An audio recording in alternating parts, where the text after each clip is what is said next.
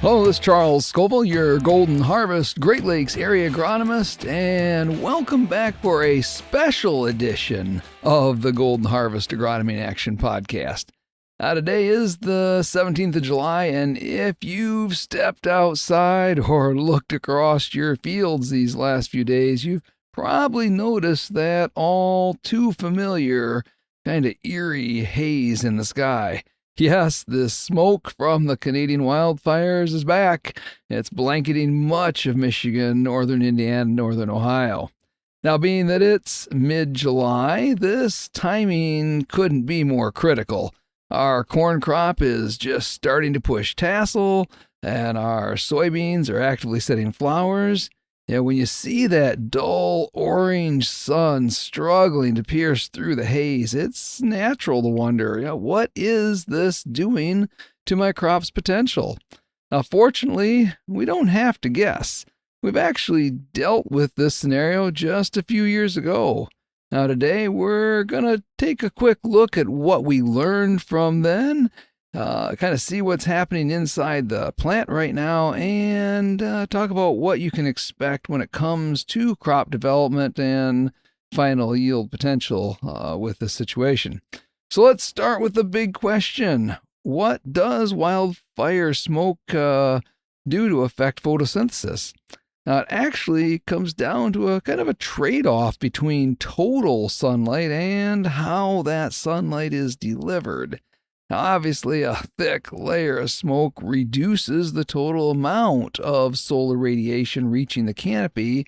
So, on a heavily smoke-filled day, we can lose 10 to 15% of our active sunlight.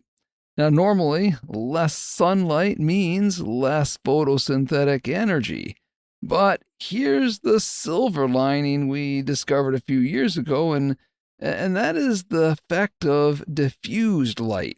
Now, on a crystal clear, bright July day, the top leaves of the corn canopy, they get blasted with intense, direct sunlight.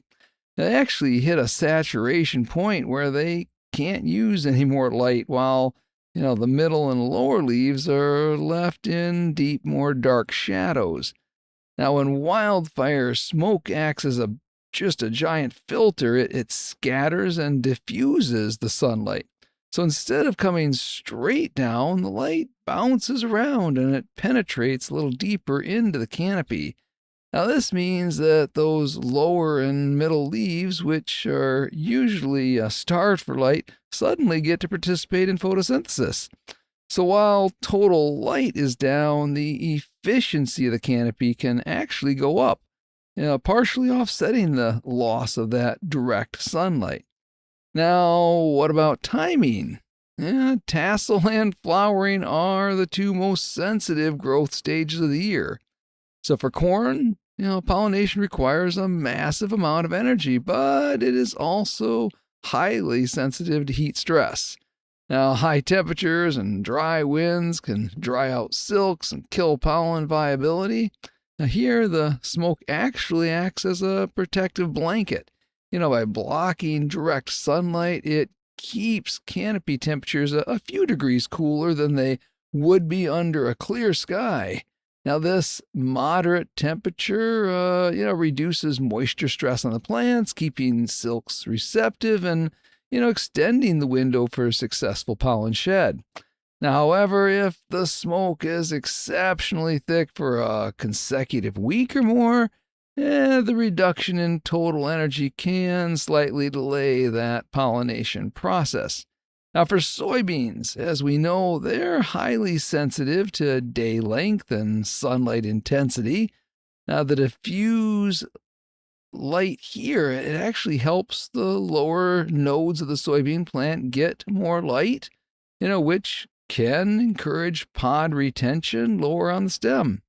However, if that heavy haze persists for weeks, that overall reduction in energy can lead to sunflower abortion. Now, consensus from our previous experience is that a few days or even a week of moderate smoke during mid-July does not cause a wreck by any means. And in fact, the cooling effect often rescues more yield than the lack of direct sunlight loses. So, what's the bottom line for your farm?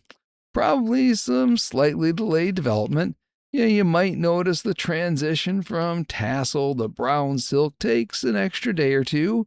The plants are simply running on a slightly lower energy, so expect development to pace just a bit slower.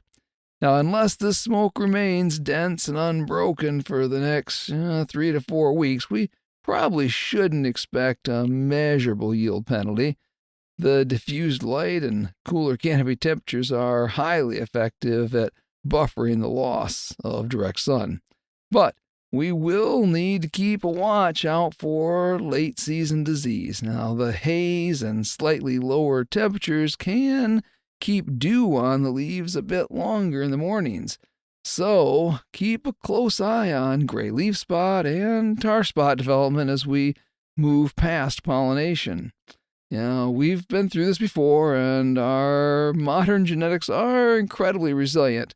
Now, this crop has a fantastic foundation, and, a little Canadian smoke probably isn't going to take that away. So thanks again for tuning into this special edition of the Golden Harvest Great Lakes Area Agronomy Podcast. Keep an eye on those silks, stay safe in the haze, and I'll see you in the field.